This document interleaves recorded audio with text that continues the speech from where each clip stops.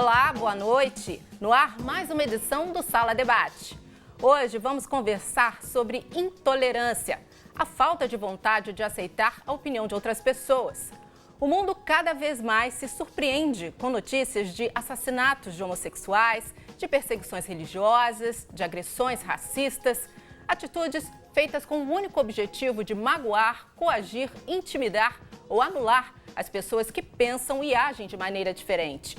Episódios normalmente movidos por ideais radicais, políticos, religiosos e de classe, por exemplo. Quem não se lembra do assassinato dos chargistas do jornal francês Charlie Hebdo, da publicação de ofensas racistas nas redes sociais de artistas e jornalistas negros no Brasil, da fuga de populações inteiras da Síria, do Afeganistão e da Eritreia em busca de paz em outros cantos do planeta.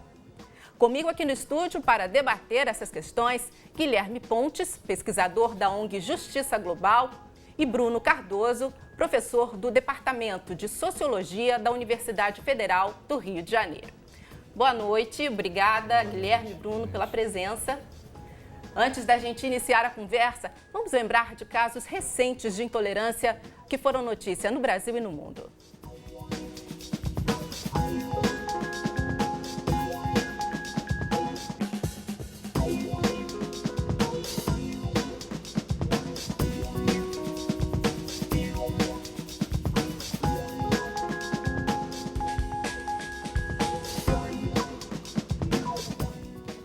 Bruno, eu quero começar com uma pergunta para você. O que pode estar por trás, de tanta violência?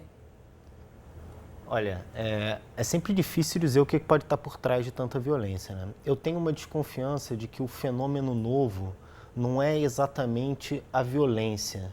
É óbvio que a violência vem crescendo, uma certa violência ligada à intolerância, uma certa violência ligada ao ódio. Mas para mim o que tem de mais novo é que parte da população, assim, que a gente pode chamar, não é a palavra ideal, mas a gente pode chamar de população, uma parte mais subalterna, camadas subalternas da população, nos últimos 15 anos, digamos assim, vem alcançando algumas posições, vem tendo um certo destaque, vem diminuindo, digamos, a diferença social entre essa parcela da população. A gente pode dizer negros, a gente pode dizer mulheres também, a gente tem tido digamos, um avanço nas pautas de igualdade de gênero, embora estejamos muito longe do ideal. Os próprios homossexuais, né? Os homossexuais também, com uma série de direitos sendo reconhecidos, com o crescimento das demandas, maior visibilidade das demandas. E, por outro lado, isso tem causado um desconforto naqueles grupos que estavam muito cômodos, assim. Óbvio que parte desses grupos, né? Mas que estavam muito cômodos na sua posição assimétrica de poder, assim, na distância em que existia para esses grupos. Então, quando você tem uma situação em que aqueles que habitualmente são os oprimidos, que não tinham voz, que tinham que ser invisíveis para não incomodar, começam a não se acostumar, não estarem mais à vontade nessa posição, isso causa também uma reação por parte daqueles que se sentem incomodados na sua própria posição, se sentem ameaçados. Então, eu sei que é uma visão um pouco otimista que eu tenho, mas para mim o fenômeno novo é exatamente a ascensão desses grupos minoritários, digamos assim, embora não sejam minoritários, mais do que o ódio que se contrapõe a eles, né? Porque a gente tem uma série de episódios históricos, a própria história do Brasil, que é bastante marcada por episódios de ódio, de discriminação. Então, eu tenho uma visão otimista até certo ponto, por conta disso. Eu acho que essas mudanças, elas vêm mexer um pouco na nossa estrutura social muito, muito desigual. Ainda estamos muito longe de um modelo de igualdade, mas estamos vivendo numa sociedade mais igual nos últimos 15 anos do que durante toda a história do Brasil, desde a chegada dos portugueses. Você falou de história agora há pouco. O Brasil tem muito de história, né, Guilherme? Também já de opressão, que pouco vinha sendo falada. Não, certamente, Eliane. Pensar o ódio, a intolerância no Brasil, não há como se fazer isso sem fazer uma digressão histórica do que é a formação social brasileira, né? Historicamente, a gente vem de uma formação social que deslegitima, desqualifica criminaliza determinados grupos sociais, aí destaque para as pessoas negras, para os pobres, as mulheres, a população LGBT, ou os próprios movimentos sociais. Né? E esse processo que vem de longa data, que implica que exatamente esses grupos sejam justamente as vítimas do ódio e da intolerância, né, na sociedade. Pensando que a formação social do Brasil vem aí de um histórico de 4 séculos de escravidão, né, onde se estima que em torno de 6 a 10 milhões de pessoas negras foram sequestradas da África e trazidas para o Brasil de forma muito violenta. E numa própria política de Estado que, mesmo quando se faz a abolição da escravidão, e que a história hegemônica conta como um processo humanista e benevolente, mas na verdade era um processo de organização da população negra em torno de reivindicações, o poder instituído à época toma o cuidado de fazer, antes de promover a abolição oficial da escravidão, de regulamentar a divisão de terras né, através da Lei de Terras de 1850, de forma a promover essa abolição da escravidão, sem que a população negra tivesse acesso à terra, tivesse acesso à riqueza, né? Então, é uma segregação estrutural e estruturante da sociedade brasileira e que não dá para analisar o contexto de ódio e de discriminação hoje sem se remeter a esse processo histórico da formação brasileira.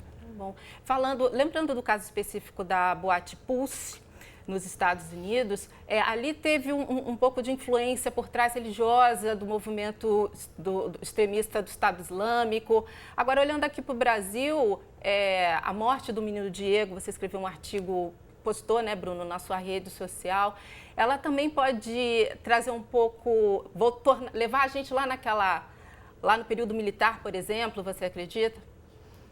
Olha, eu não sei se tem como a gente associar isso com o período militar especificamente, porque a discriminação em relação às minorias sexuais, digamos assim, o LGBT, ela é bastante anterior, ela está muito enraizada na formação do Estado brasileiro, no não reconhecimento de direitos, na obrigação desses grupos se esconderem seu comportamento. Até hoje a gente vê muita gente falando, né, eu não tenho nada contra, mas quando alguém fala eu não tenho nada contra mais, é porque tem contra, né? Mas eles não precisavam fazer isso em público, não precisavam demonstrar afeto em público. Então, isso não são pessoas, não necessariamente são pessoas que apoiariam a ditadura, que apoiaram a ditadura. Muitas vezes são pessoas que se veem como democratas e que dizem abertamente, eu não tenho nada contra desde que se restrinja ao âmbito privado. Ou seja, é um tipo de discurso que diz determinada parcela da população, pelos seus desejos, pela forma com que ama, tem direito ao espaço público, a viver plenamente seus afetos, sua intimidade, óbvio que não intimidade, mas uma parte da sua intimidade no espaço público. E uma outra parte tem que ficar restrita ao espaço privado, escondido, ou um espaço guetificado, né, em que só aqueles grupos possam estar ali para não incomodar o cidadão de bem, para não incomodar a família brasileira, para não incomodar, a estrutura mesmo patriarcal que a gente vive. Agora, Guilherme, você acredita que o Brasil também está sendo influenciado atualmente por essa onda internacional e mais conservadora? A verdade é que o conservadorismo no Brasil não é um fenômeno novo, né? Assim, remonta, como eu dizia, à formação social. Assim. Então, pensar a opressão de gênero, a própria opressão pela diversidade sexual no país não é um fenômeno novo ou recente, né? Então a gente tem historicamente uma sociedade, como bem pontuou o Bruno, uma sociedade patriarcal e essa estrutura social ela se desdobra em diversas formas de opressão, né? Acho que o machismo e a violência de gênero, né? A violência contra as mulheres é uma expressão óbvia do patriarcado, mas essa cis-heteronormatividade, né? Essa identidade de gênero normativa da cis, né? Eu sou cisgênero, ou mesmo a heterossexualidade como um padrão, também é um desdobramento dessa sociedade que tem na figura do patriarca a sua instituição de poder da tradicional família, né? Então, é algo que, assim, não se pode colocar como um fenômeno recente, apesar de ser verificado aí um avanço do conservadorismo no país, né? Por todo um contexto político e social em que a gente está inserido. Agora, como é que vocês veem todas essas manifestações, todas essas notícias negativas, bem no momento, né, em que a humanidade fala muito tem um discurso de igualdade, de diversidade plantado aí? Eu vejo como uma consequência direta, exatamente o que eu estava dizendo. Para mim, enfim, acho que estamos todos de acordo aqui que o conservadorismo não é novo, o ódio não é novo, a dificuldade de lidar pacificamente com a diferença não é algo novo no Brasil. As opressões, a assimetria entre classe dominante e o resto da população. Mas o que efetivamente é novo é o alcance que as políticas de igualdade, digamos assim, de respeito à diversidade vêm alcançando. Algumas figuras, como por exemplo o deputado federal João Willis, que é muito atacado em função da sua militância, da sua sexualidade, enfim, isso mostra o quanto, ao mesmo tempo, essas pautas vêm avançando e vêm avançando de uma forma que me parece inelutável, assim, me parece que por esse último canto do cisne, digamos assim, do ódio, ele está fadado a médio e longo prazo fracassar. Eu vejo isso nas novas gerações, eu vejo isso nos alunos que eu dou aula que entram no primeiro período, que eles já são muito menos propensos a tolerar determinadas discriminações, determinadas opressões que para minha geração, por exemplo, eram muito comuns, assim, passavam, as pessoas que sofriam ficavam caladas, envergonhadas, se retraíam. Então eu acho que tem uma ligação direta entre essas políticas de igualdade, essas políticas de reconhecimento da diversidade e o ódio todo que vem sendo gerado por aqueles que não se sentem confortáveis ou, mais importante ainda, que se sentem ameaçados, porque tem uma posição de privilégio, assim, tem uma série de privilégios. Ser heterossexual no Brasil é um privilégio, ser branco no Brasil é um privilégio, ser homem no Brasil é um privilégio. A partir do momento em que não é mais tão privilégio assim, continua sendo um grande privilégio, mas não é mais tão privilégio quanto era. Então isso gera uma ameaça.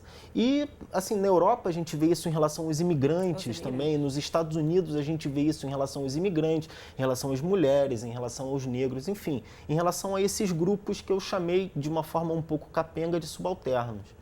Entendi. Agora, voltando para você, Guilherme, para a questão do Brasil, o Brasil sempre teve essa fachada de país liberal, né? Na realidade, assim, é liberal certamente do ponto de vista econômico, isso não tem que se duvidar.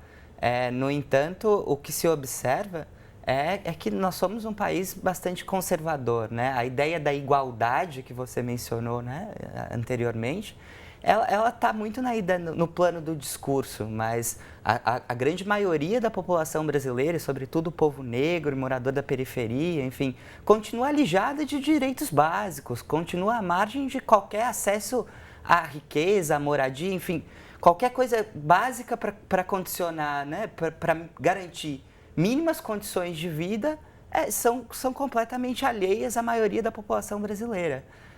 Então, assim, mesmo que a gente viva um discurso de igualdade, é notório que diariamente a gente assiste na televisão programas policialescos que defendem aí a pena de morte, a tortura, abertamente, como se fosse algo...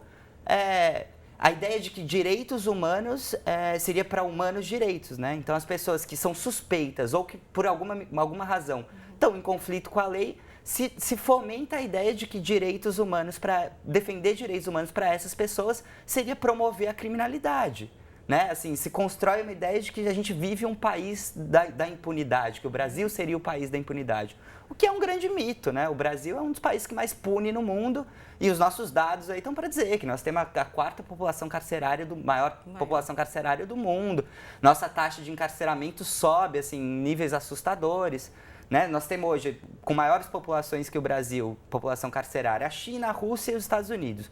Os 3 países com taxa de encarceramento decrescente. O Brasil, pelo contrário, continua encarcerando cada vez mais. Então, assim, a ideia de que a gente tem um país impune, né? Na verdade, não. Assim, o Brasil não é um país que pune a todos. Né? A gente tem um sistema de justiça que é bastante seletivo. Né?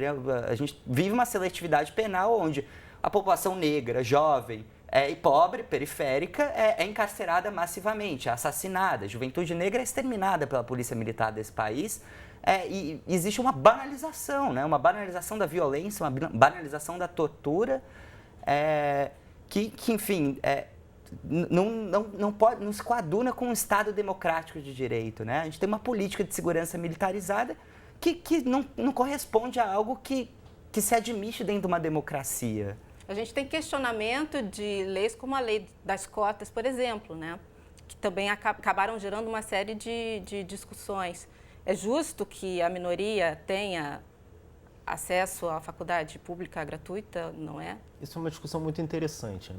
Porque, primeiro, junto com esse mito de que o Brasil é um país liberal, e liberal, não, nesse caso, não no sentido econômico, né?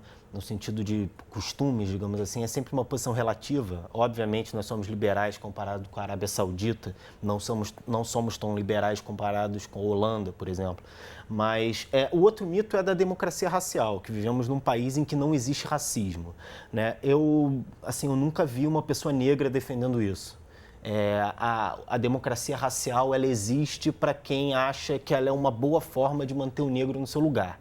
Se ele estiver no lugar, é democracia. Se ele resolver fazer qualquer outra coisa, aí a gente impõe a chibata mais uma vez, né? Voltamos a chibata para cima dele. No caso da universidade, é muito interessante porque as ações afirmativas transformaram a universidade pública brasileira. Transformaram essa universidade que era gratuita, que era acesso em tese de meritocrático, a gente sabe todos os problemas da meritocracia, mas que ainda era um lugar muito reservado aos filhos da elite. Os filhos da elite branca, classe média no mínimo, que estuda em colégio particular. A entrada de uma parte da população completamente alijada da universidade pública, do ensino superior de qualidade, transformou a universidade, a meu ver, de uma forma muito positiva. Assim, as vivências dentro da universidade são outras, e causaram, ao mesmo tempo, uma reação assim, muito forte de parcela da população. Algumas pessoas que se revoltaram no primeiro momento, foram contrárias ao primeiro momento, com um argumento, digamos, legalista, de que estaríamos criando uma nova categoria, estaríamos criando uma cisão racial no Brasil. Essas pessoas, no primeiro momento, eu não digo que elas não pudessem ter razão nesse argumento, só que esse argumento é um argumento, para mim, inválido. Por quê? Porque o que a gente tem que ver é qual o efeito que isso causou na educação pública brasileira, na educação pública superior brasileira. Foi um efeito, a meu ver, muito positivo, exatamente por trazer essa diversidade para dentro da universidade, por estar cumprindo um papel que eu acho muito importante da universidade pública, de dar um acesso mais universal, digamos, ao ensino público. E que a médio e longo prazo, o que a gente espera é que isso vai levar a uma redistribuição, digamos assim, das posições mais importantes, das posições que dependem do diploma universitário na estrutura brasileira. Ainda não se sente isso. Se sente isso no ambiente universitário, não se sente isso ainda efetivamente no ambiente profissional. Mas eu acho que a universidade, então, a universidade pública é um ambiente muito propício para pensar essas transformações no âmbito da sociedade brasileira de forma mais ampla. Agora, mantendo o ambiente universitário, também ainda é um ambiente muito preconceituoso. A gente teve esse caso do Diego, que foi assassinado. Ele era negro, ele era do estado do Pará, não era do Rio de Janeiro, não pertencia aqui à cidade grande. Então, há indícios de que a morte dele possa ter algum envolvimento também com questões homofóbicas. Esse ambiente está poluído?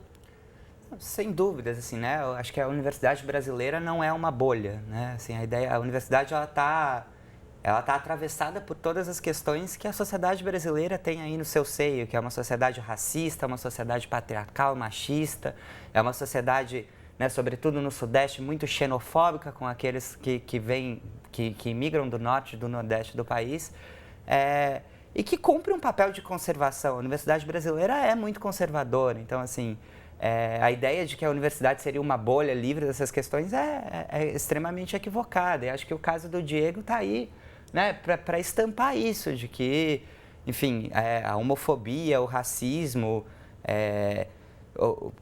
todas as formas de opressão, elas precisam ser enfrentadas em todo e qualquer espaço, assim. Então, na universidade, dentro do Estado, nas instituições brasileiras, enfim, a gente precisa enfrentar isso aonde a gente estiver, assim. Tem que ser um compromisso permanente, né, com o enfrentamento desse tipo de postura.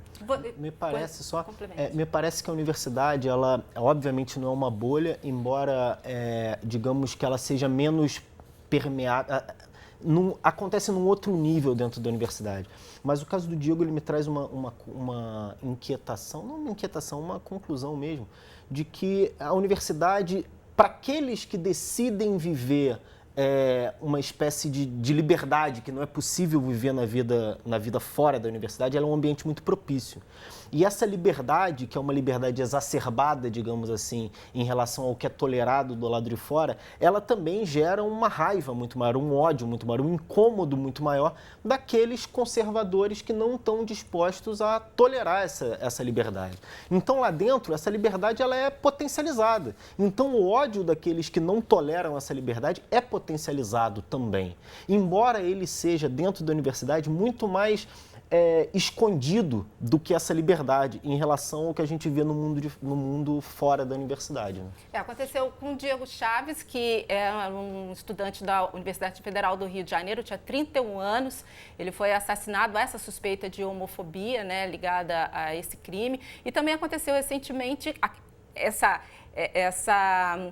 essa cobrança grande, esses questionamentos dentro da universidade geraram campanhas na internet, né, voltadas mais para questões feministas. As mulheres resolveram falar, citar as primeiras experiências negativas, né, com o machismo por conta desse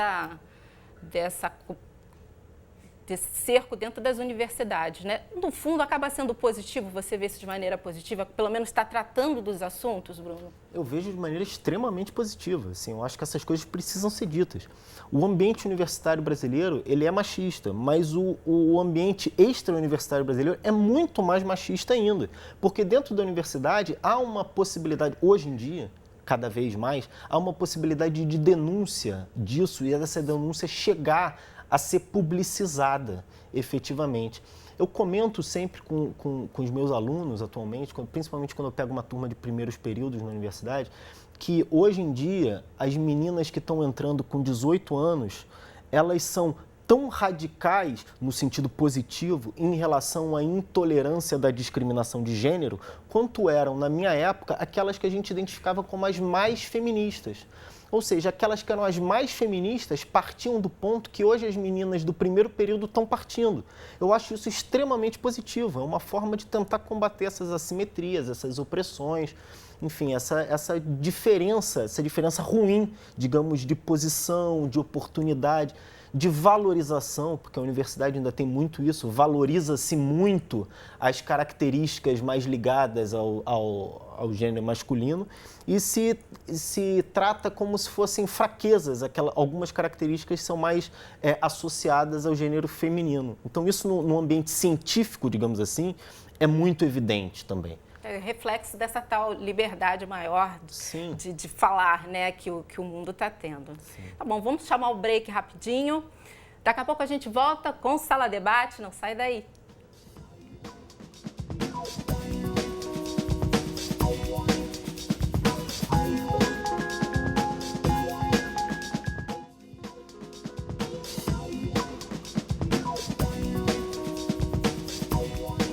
Estamos de volta com o Sala Debate.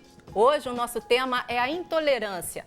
Lembramos aqui de casos que surpreenderam o mundo negativamente, como os assassinatos de gays na boate americana Pulse e de outros tantos brasileiros também por motivos homofóbicos. No estúdio comigo estão Guilherme Pontes, pesquisador da ONG Justiça Global, e Bruno Cardoso, professor do Departamento de Sociologia da Universidade Federal do Rio de Janeiro. Sobre neonazismo, nós encontramos dados impressionantes.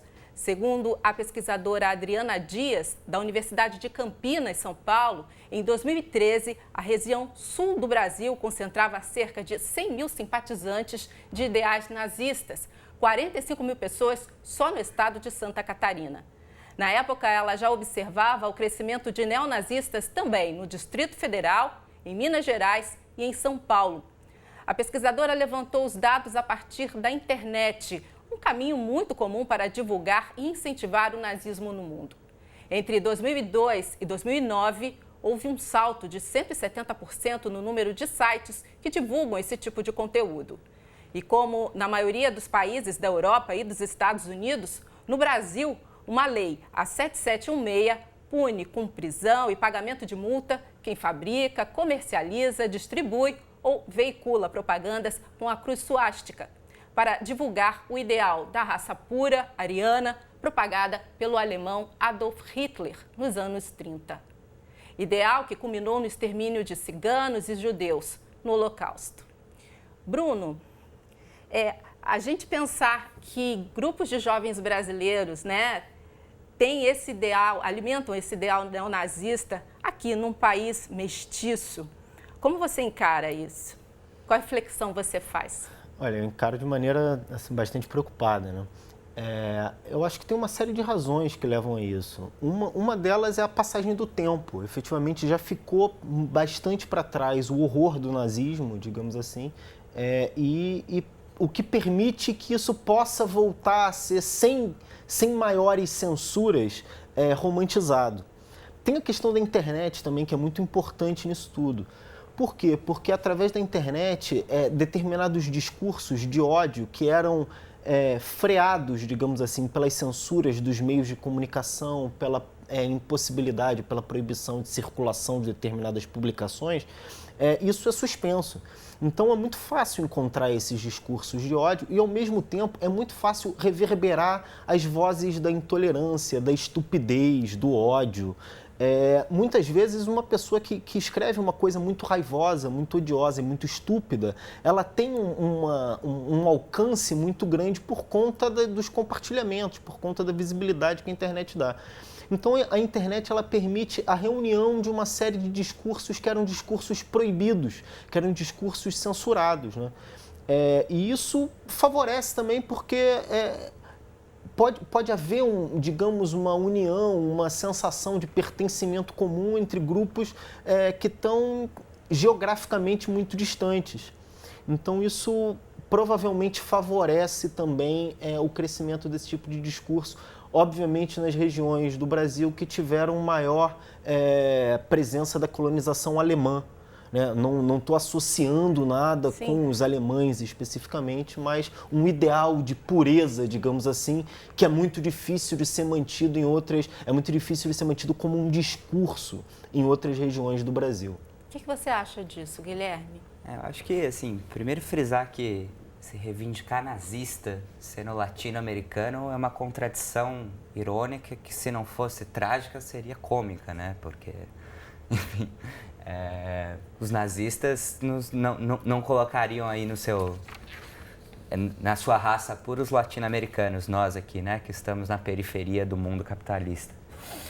Mas independente disso, né? Dessa vinculação ou não com o nazismo, o que se observa no Brasil é um crescimento, né, de grupos de extermínio, grupos que vêm praticando crimes violentos, e acho que se destacar, por exemplo, as denúncias da CIMI em torno de grupos de extermínio de indígenas. Nós tivemos agora, recentemente, uma criança indígena de 8 anos queimada viva.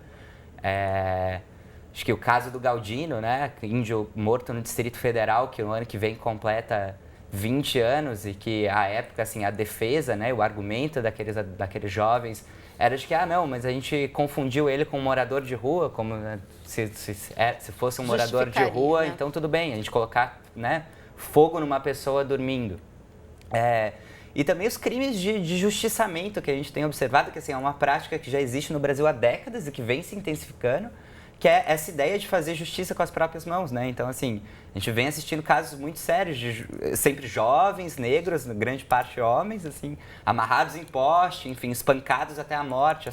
Essa ideia do linchamento como uma higienização da sociedade, né? Então, assim, existindo ou não uma vinculação teórica ou não ao nazismo, ao neonazismo, assim, o que se vê é um crescimento de grupos de extermínio na sociedade brasileira, assim, e isso definitivamente não condiz com um Estado que se reivindica um Estado democrático de direito, né? Sim. Eu imagino até, desculpa, que o mais problemático, o mais preocupante não são esses grupos vinculados ao nazismo, ao nazismo, porque são grupos caricatos.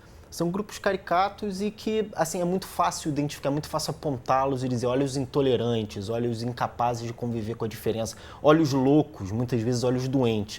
O problema maior, o mas mais... tem feito vítimas, né? Sim, mas o problema maior, o que me aparece como mais preocupante, são as pessoas que não se veem como intolerantes e que praticam a intolerância e que praticam o ódio e que em qualquer circunstância, em qualquer situação que se veem confrontadas com a diversidade ou com alguém que pensa diferente, age como se fosse um membro da SS, não sei, mas sem nenhuma necessidade de estar vinculado a uma identidade de ódio, a uma identidade nazista ou algo do estilo. Esses são os mais perigosos, os que não se veem dessa maneira, mas que praticam essas atitudes, digamos assim, no dia a dia. Aí o neonazismo, ele está representado em partidos políticos na Europa, nos Estados Unidos também. A gente falando de política e pensando no Brasil, a gente tem aqui uma bancada evangélica. Como é que vocês veem essa presença de radicalismo na política? No momento até que a gente está tão desequilibrado, né, entre direita e esquerda. Olha, sim, eu queria colocar uma posição de que eu acho equivocado se atribuir essas posições radicais e contra direitos humanos ao povo evangélico, à população evangélica, né? Enfim, nas periferias das grandes cidades, cada vez mais se convive com uma população evangélica crescente e todo mundo que tem esse convívio sabe que essa bancada que se diz evangélica não representa essas pessoas, né? Então, da mesma forma como atribuir o atentado em Orlando a uma religião ou atribuir essa postura de regressão de direitos humanos, essa postura de ódio que é representada por essa bancada ao povo evangélico é no mínimo desonesto, assim. Na minha opinião, essa bancada não representa a maior parte das pessoas evangélicas, mas representa, assim, o que há de mais, né, antigo, atrasado e conservador da política brasileira, assim. Então, justificar posturas, né, que defendem abertamente os discursos de ódio, que criminalizam os movimentos sociais, que pregam a retirada de direitos para grupos historicamente vulneráveis ou até mesmo grupos de minorias, não pode ser justificado com um discurso religioso, né? Então, gostaria de fazer esse parênteses assim para dizer que uma coisa são as pessoas evangélicas, né, que, enfim, independente de seu credo, devem ser respeitadas. E outra coisa é essa bancada, né, que se diz evangélica como uma forma de justificar o seu ódio, a sua intolerância por tudo aquilo que é diferente, que é dissidente daquilo que eles entendem como correto. Contra usar uma religião. Acho que, enfim, a gente vive um Estado laico, né, e o Estado e o Legislativo ele tem que se pautar pela laicidade. Isso, por óbvio, no Estado brasileiro é extremamente mitigado. A gente vê que, enfim, a laicidade do Estado brasileiro pode ser colocada em xeque em diversas cenas e episódios. Agora, nós devemos ter uma tolerância e um respeito com todos os cultos e com todas as religiões, né? Então, questões polêmicas, né, que religiões diversas vão ter posicionamentos diversos, e isso é um julgamento moral, religioso, né? Eles não têm que estar atravessados, a política do Estado não tem que estar atravessada pelo meu julgamento moral ou religioso. E acho que é isso que a democracia brasileira precisa avançar, né? Bom, e até que ponto você acredita que as leis podem ajudar a inibir essas situações? Eu não sei até que ponto elas podem, eu sei que elas devem tentar, pelo menos. Qualquer tentativa de lidar com isso, ela vai sempre ser experimental. Mas eu acho que o que a gente não pode aceitar assim, é a naturalização dessas coisas. Eu concordo com o Guilherme quando ele fala que a gente não pode associar isso aos evangélicos de forma geral. Eu acho que, inclusive, aqueles que defendem as posturas mais intolerantes são aqueles que, digamos que teologicamente seriam os mais problemáticos dentro da religião evangélica. A gente tem igrejas evangélicas que são muito mais tolerantes que as igrejas católicas. Então, mas ao mesmo tempo é muito problemático isso tem a ver com a sua pergunta, a interferência contrária. São as leis que tentam impedir a diversidade de ser reconhecida.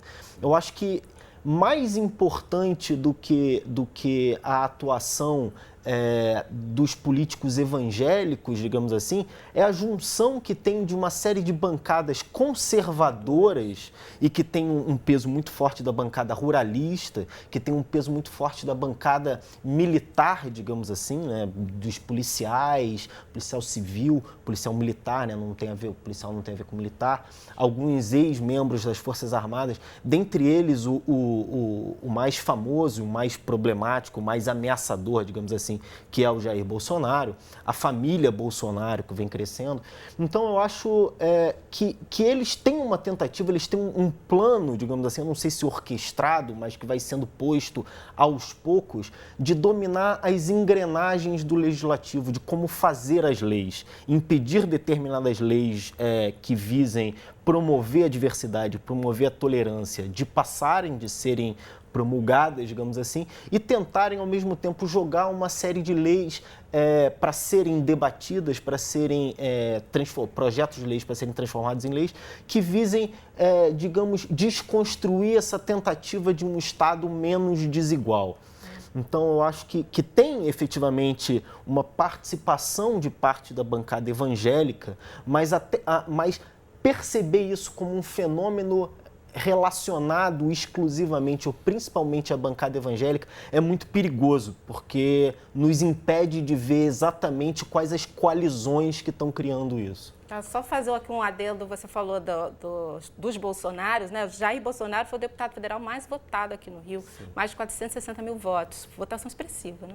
Bastante expressiva. Bom, eu queria trazer também para essa discussão o tema fascismo. A gente tem encontrado esse tema com mais frequência aí nas mídias. De que maneira ele está sendo utilizado? Está gerando polêmica a volta desse termo?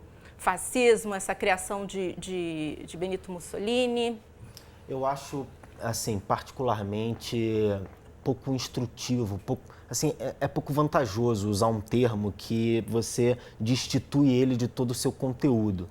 E fascismo, é óbvio que em determinados casos a gente pode identificar posturas fascistas, políticas fascistas, mas quando ele se torna simplesmente uma forma de acusação, uma forma de não reconhecer a especificidade do outro, a especificidade dos problemas trazidos pela convivência com o outro, e se torna uma forma de desqualificar o seu oponente, ela é bastante perigosa. Por exemplo, nos grupos digamos, de direita, que mais promovem uma certa intolerância, um certo ódio contra essas minorias subalternas dentro da UFRJ, o grupo do Diego, que foi assassinado, era chamado de um grupo fascista. Eles são fascistas porque eles querem impor o modo de vida deles, eles querem impor a sexualidade deles, eles querem impor o modelo de família deles ou de não família deles. Então, esse termo fascismo ele está sendo usado quase que da mesma forma pelos dois lados desse espectro. Por quê? Porque ele está completamente destituído do seu sentido e, de repente, é mais vantajoso para o debate, vai trazer mais, digamos, resultado para a política de combate à intolerância, se em vez de a gente estar banalizando um termo seríssimo, a gente dê nome aos bois, fale exatamente o que está acontecendo. Um conservadorismo, enfim, uma série de coisas que estão muito mais próximas da experiência diária de cada um. Por que eu digo isso? Porque quando você acusa alguém de ser fascista, essa pessoa vai facilmente dizer, não, eu não sou fascista. E provavelmente ela não é fascista, mas ela é conservadora, ela é intolerante, ela é raivosa, ela quer manter seus privilégios, ela se sente ameaçada pela ascensão dos diferentes. Então, chamar de fascismo ou de fascista é esvaziar o debate de uma forma que eu vejo como muito perigosa nas suas consequências. Sua opinião, Guilherme? Não, eu acho que tem um acordo com a avaliação do Bruno no sentido de que, enfim, da mesma forma como grupos de direita, aí eu não sabia disso, você está me relatando agora, né? Colocavam um grupo que reivindica aí enfim, um grupo político que reivindica posturas progressistas como fascista, eu desconhecia isso, mas também diversos movimentos sociais, né, vem se colocando como, né, reivindicando aí que a gente está num momento de ascensão fascista, né, de uma política fascista em ascensão. E aí eu acho que, assim, independente do termo, né, se categoricamente ele é correto ou não, uma questão que está colocada é que a gente vive um avanço do conservadorismo, né? Vive um avanço de uma política conservadora que por muitas vezes se aproxima, né, do que poderia ser considerada aí uma política fascista. Então, assim, para além desse termo, né, do debate em torno do termo, eu acho que é importante a gente salientar que a gente vive, sim, um processo de crescente criminalização dos movimentos sociais. Né? Nós, da Justiça Global, só esse ano registramos o assassinato de 36 defensores de direitos humanos. Então, assim, 36? 36. É um cenário de muito alarmante. E assim, pulverizado, né, pelo país? Como é que foi? A grande maioria deles está ligada ao conflito de terras e territórios, né? E acho que essa é uma questão que está colocada porque ela atravessa a questão indígena, né? A questão indígena ela não é puramente, né, cultural, mas ela está atravessada pela disputa de terra. Ela atravessa a questão racial, né? Porque, enfim, a disputa de terra e território no Brasil é historicamente algo estrutural da sociedade brasileira, né? Mas não só, assim, então, defensores do movimento LGBT, defensores do movimento de moradia, enfim, existe uma criminalização do conjunto de atores sociais que estão aí se movimentando pela defesa de direitos, que estão se movimentando e se organizando por uma sociedade mais justa, né? Fazendo um combate a essa lógica cada vez mais crescente em que os nossos direitos socialmente garantidos, que estão lá na nossa Constituição, elencados como direitos sociais, estão cada vez mais sendo mercadologizados, né? Cada vez mais tratados como mercadoria, ao invés de serem garantidos pelo Estado da forma como manda a Constituição. E aí esses movimentos que se colocam, né, na reivindicação, no enfrentamento dessa lógica mercantil, são cada vez mais criminalizados, tendo seus militantes assassinados, os defensores assassinados.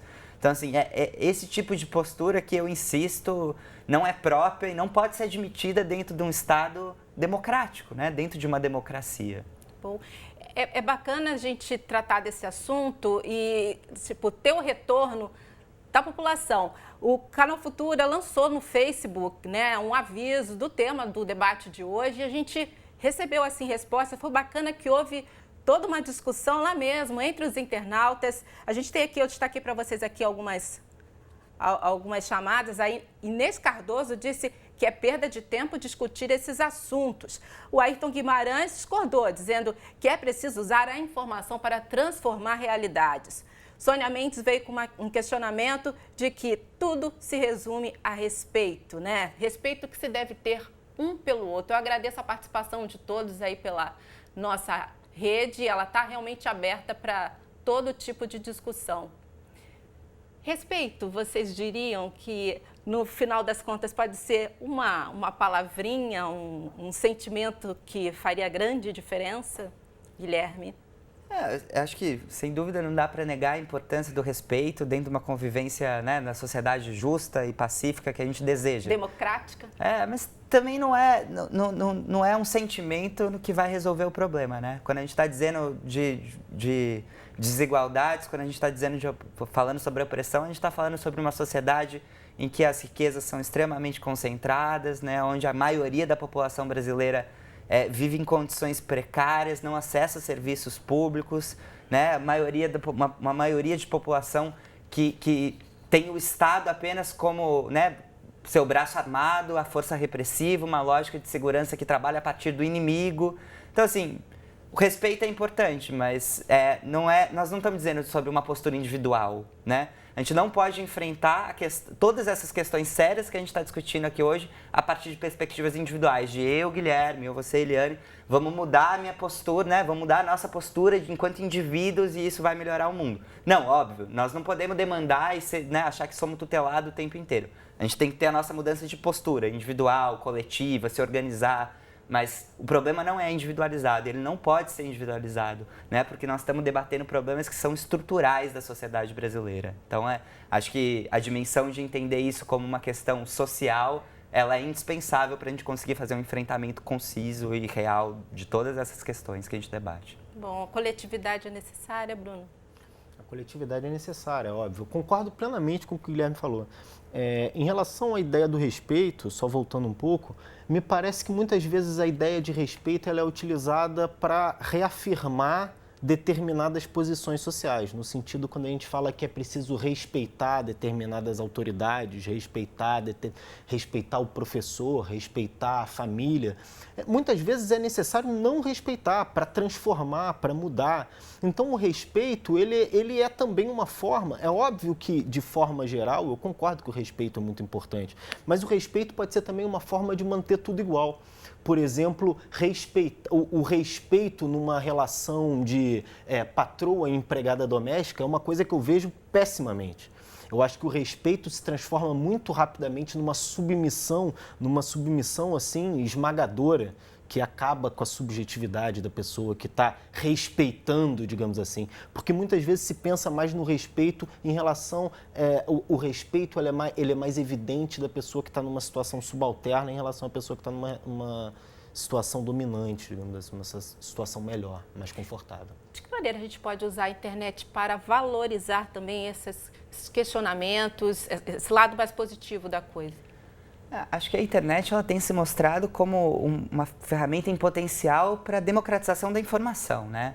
No Brasil, especificamente, a gente enfrenta uma mídia, um monopólio da comunicação, onde é muito difícil falar e ser ouvido, né? Então, assim, acho que a internet ela é uma ferramenta que pode ser usada para difundir uma informação, para, né, enfim, trazer outras perspectivas e outros pontos de vista. Da mesma forma como pode ser usada para difundir o neonazismo, como você trouxe. Então, acho que também entender que a internet é mais um espaço de disputa, né? Um espaço que está em disputa e que a gente precisa se apropriar dessas ferramentas para, enfim, promover a garantia de direitos, promover uma sociedade mais justa, né? Para fazer as denúncias das violações de direitos humanos que a gente tem hoje, enfim.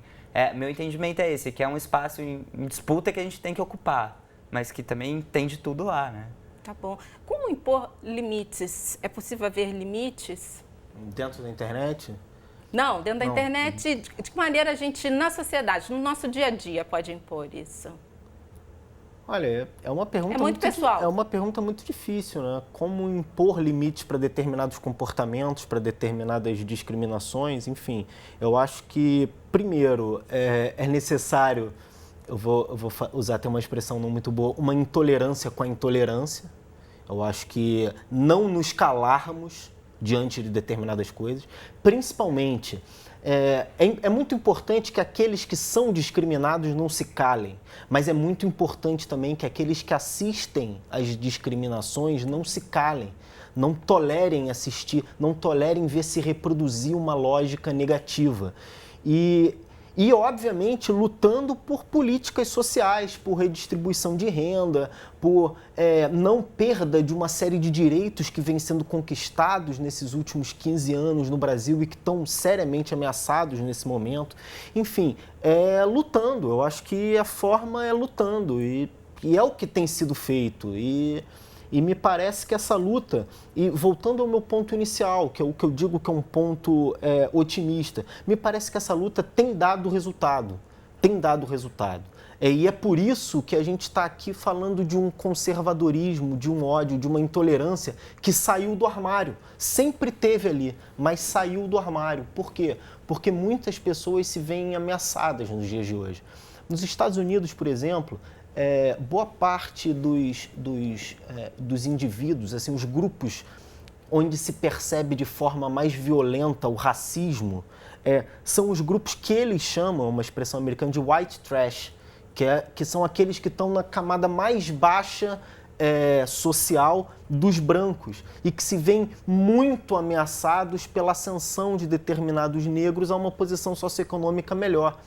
Então, esses grupos, eles precisam de várias maneiras se impor para não perder a sua vantagem dentro da sociedade americana por ser branco. Eles precisam se impor através da violência. Eles não precisam, mas é o que eles fazem. Então, mais uma vez voltando, o racismo, o ódio, a intolerância, a homofobia, isso que é o mais importante no que eu estou dizendo, ele não está presente nos radicais, ele não está presente nos grupos de ódio, ele não está presente nos neonazistas apenas. Ele está presente na nossa família, ele está presente nos nossos amigos, ele está presente em pequenas piadas, em pequenas discriminações, no elevador de serviço, naquele olhar atravessado, naquela atravessada de rua que se dá quando vê um menino negro sem camisa do outro lado. Então, eu acho que uma forma de tentar lidar com isso é não tolerar mais determinadas posturas de intolerância e de discriminação. Isso é um papel que cabe a todos nós. O Estado, ele pode continuar com campanhas, isso tudo acaba ajudando? Sim, ele tem que continuar com campanhas, ele tem que continuar com leis de combate à intolerância, de combate à homofobia. Ele não pode desistir disso tudo. Mas o Estado também, o que é o Estado? Se a gente for pensar, o Estado hoje ele é composto por parte significativa, ele é composto pela Câmara dos Deputados. A Câmara dos Deputados ela tem, nesse momento, contra-atacado essas políticas de combate à desigualdade, essas políticas de combate à intolerância. Então, é complicado de deixar isso também só na mão do Estado. O Estado é muito importante, né? Mas a sociedade civil, enfim, os ativistas, os movimentos sociais têm que estar o tempo inteiro lutando, porque as conquistas do Estado, e eu repito, a gente viveu uma década e meia de muitas conquistas nesse sentido no Brasil, elas rapidamente recuam a partir de uma mudança de governo, ou de um golpe de Estado, ou qualquer coisa desse estilo. Então, o que não recua, o que não tem como voltar para trás, são essas transformações na subjetividade, digamos, da população, esse levantar da população LGBT, esse levantar da população negra, essa intolerância das mulheres contra a discriminação machista do dia a dia. E é exatamente essas transformações que me parecem que estão levando a essa onda de intolerância que a gente está vivendo. Porque percebe-se que a revolução comportamental, a revolução sexual, a revolução identitária, ela está aí. Ela está aí, ela vem ganhando terreno nas novas gerações. As novas gerações, é uma visão otimista, elas estão muito menos intolerantes que as gerações anteriores, embora a gente esteja vivendo um momento muito importante de visibilização da intolerância. Tá bom. Obrigada, Bruno, pela sua participação aqui no Sala Debate. Guilherme, a gente também está encerrando. Você quer deixar uma frase para a gente? Uma mensagem curta? Acho que, enfim, a gente vive um momento de retrocesso, né, na política de direitos humanos do Brasil. E assim como disse o Bruno, é mais do que nunca necessário que a gente se organize, né, e se amplie no sentido não só de lutar contra os retrocessos que a gente está enfrentando, mas também por uma radicalização da democracia, né, que a gente consiga fazer a democratização da terra, do acesso à terra, que a gente faça a democratização dos meios de comunicação, enfim, que a gente consiga avançar para um Estado cada vez mais democrático. E aí já anuncio desde já, né, que vai ser lançada no dia 28, agora desse mês de julho, uma campanha que é Mais Direitos, Mais Democracia. Ela está sendo construída aí por uma série de organizações de direitos humanos, inclusive a Justiça Global, junto a vários movimentos sociais do país, como um espaço, né, de articulação para essa defesa, né, para que a gente não viva mais retrocessos no campo dos direitos humanos e que a gente consiga, de fato, exercer uma democracia mais justa e mais plena. Tá bom. Guilherme, obrigada também pela sua participação aqui no Sala Debate de hoje. Agradeço a você de casa por ter acompanhado o programa com a gente. Deixo a mensagem aqui de que o canal Futura é contra qualquer tipo de discriminação. Agora, falar sobre igualdade, falar sobre coletividade, isso está sempre aberto aqui no programa. Até a próxima edição. Um abraço.